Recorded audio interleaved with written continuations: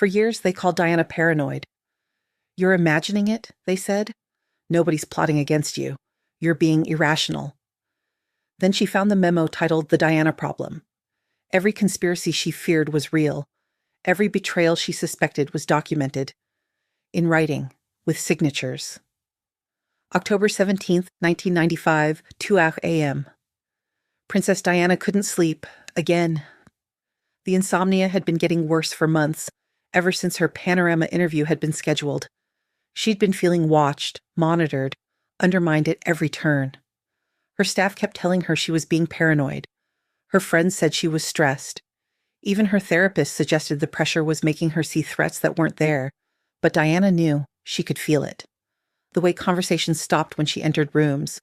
The way certain staff members avoided eye contact. The way information she shared privately somehow appeared in newspapers days later. The coincidences were too frequent, too specific to be accidental. Someone was working against her. Multiple someones. She just couldn't prove it. That night, unable to sleep, Diana made a decision. Charles was away at Highgrove with Camilla, not that he bothered hiding it anymore. The palace was quiet. Most staff had gone home hours ago.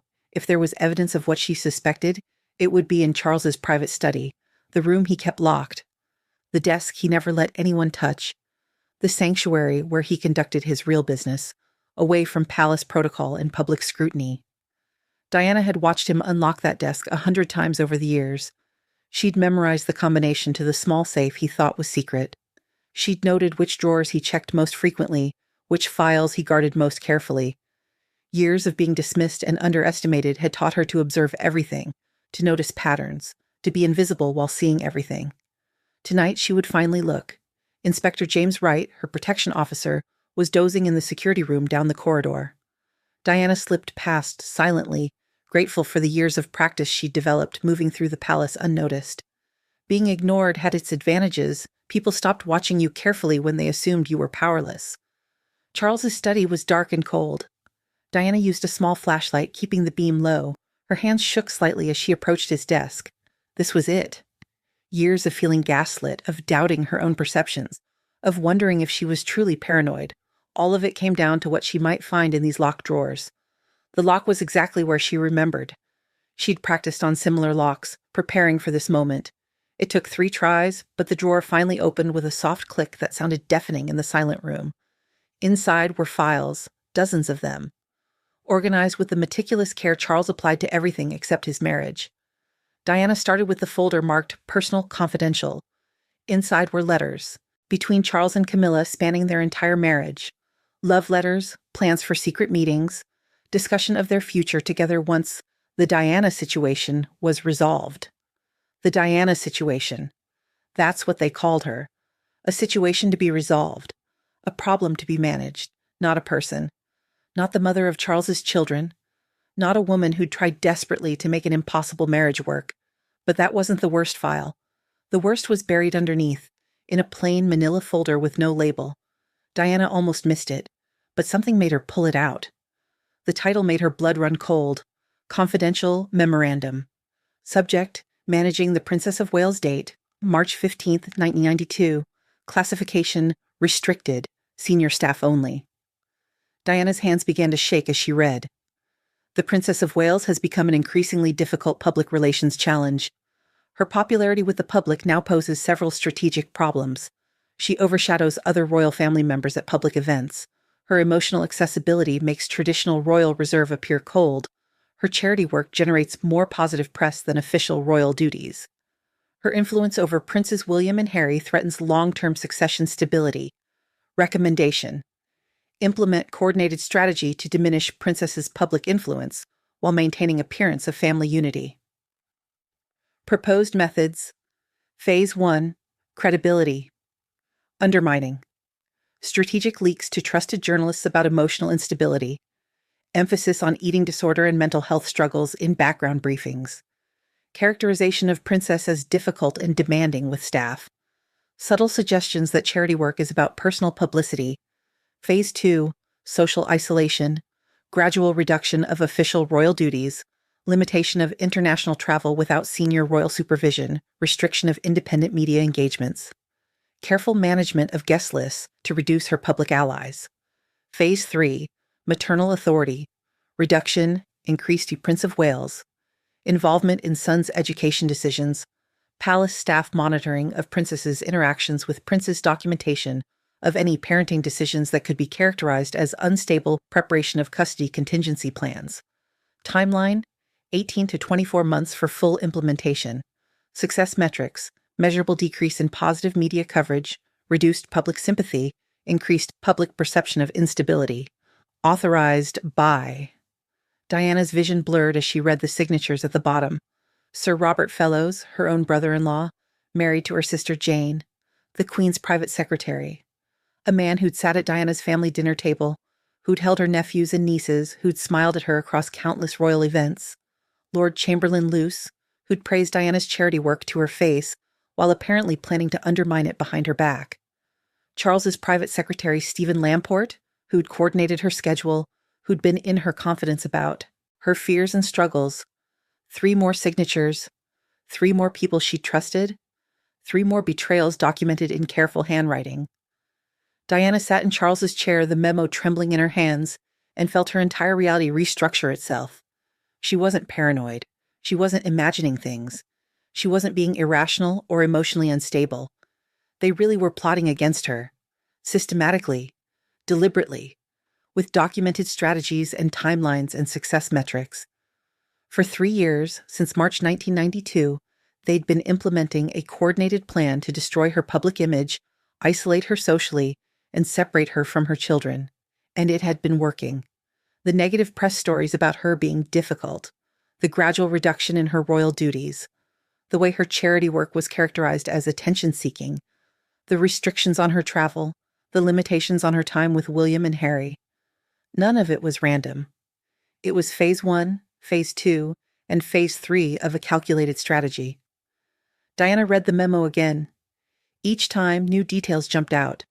Strategic leaks to trusted journalists, all the private conversations that had ended up in newspapers, the intimate details about her eating disorder, the stories about her therapy sessions.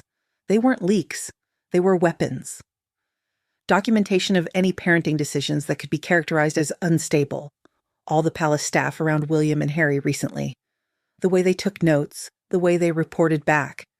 They weren't helping. They were gathering ammunition. Diana kept reading. There were notes in the margins, updates on strategy implementation. July 1993, positive response to difficult with staff narrative. Recommend continued emphasis. September 1994, princess's reduced royal duties noticed but not questioned. Phase 2, proceeding well. January 1995, increased oversight of prince's activities successful. Princess appears less confident in parental authority. They'd been tracking it, measuring it, celebrating their success in destroying her, and the most devastating part? It had been working. Diana had internalized so much of it. She'd started to believe she was difficult, unstable, paranoid. She started to question her own judgment, her own sanity. That was the real genius of it. They hadn't just undermined her publicly, they'd made her undermine herself. There were more pages. Diana forced herself to keep reading.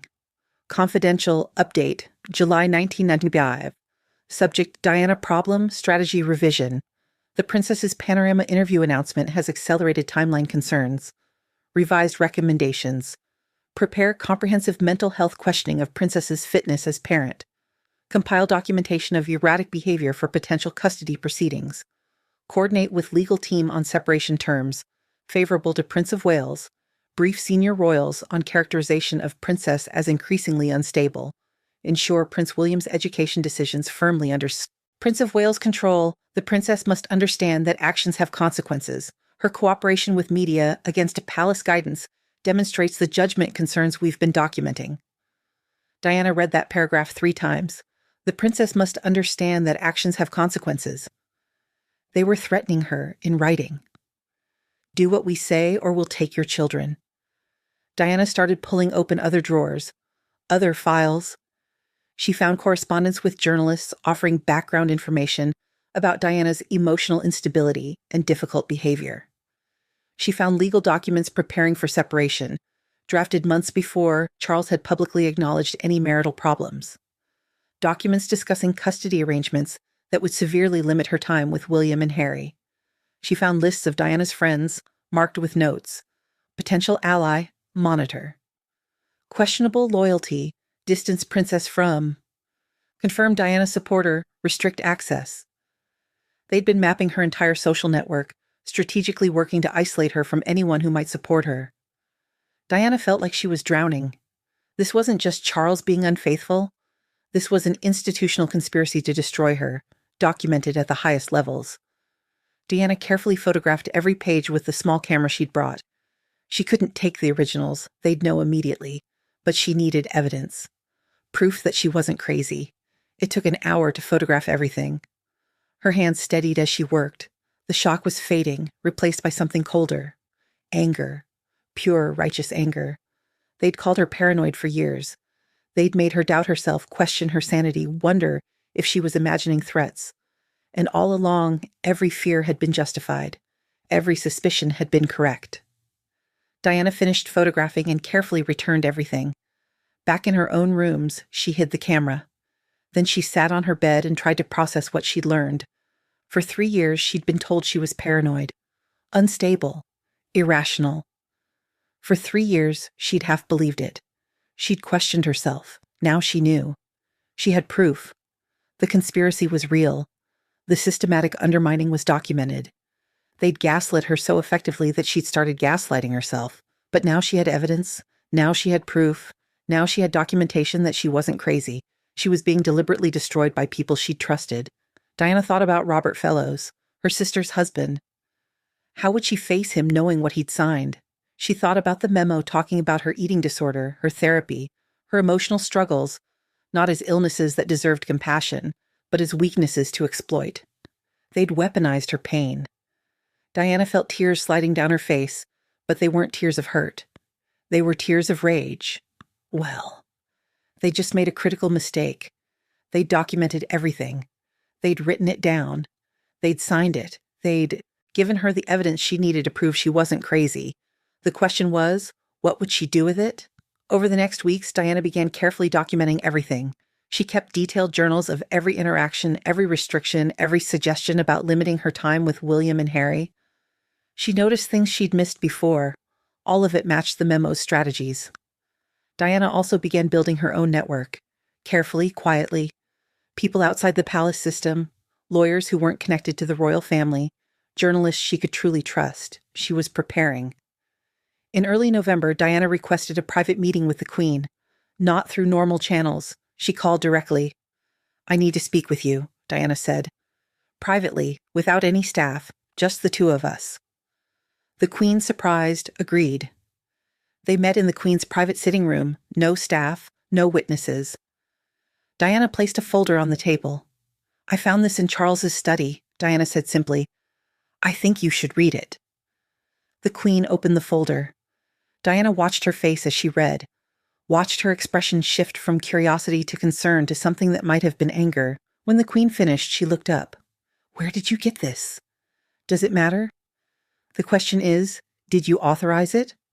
"I most certainly did not." "Did you know about it?" The Queen hesitated. That hesitation told Diana everything. "You knew," Diana said quietly. "Maybe not the details, but you knew they were doing something."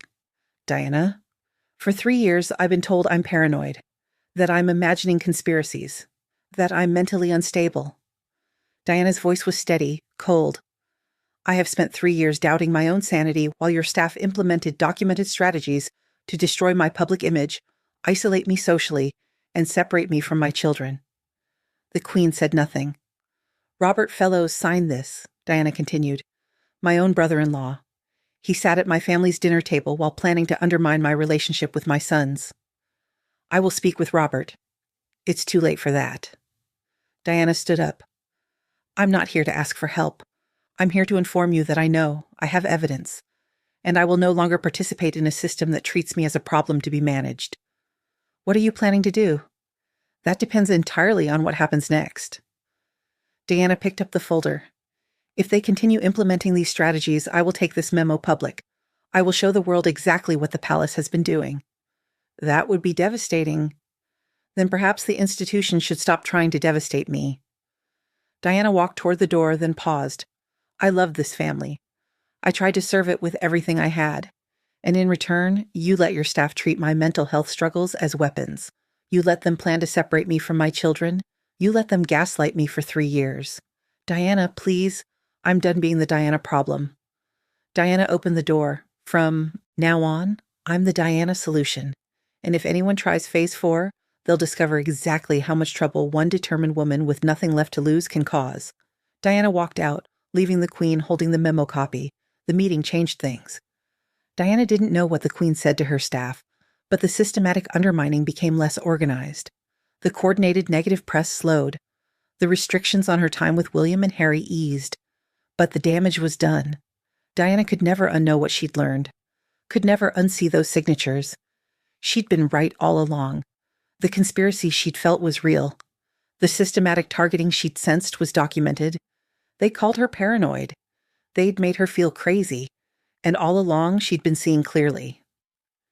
Years later, after Diana's death, some involved in the memo expressed regret. Robert Fellows resigned. Others made quiet acknowledgments that perhaps we didn't handle the situation well.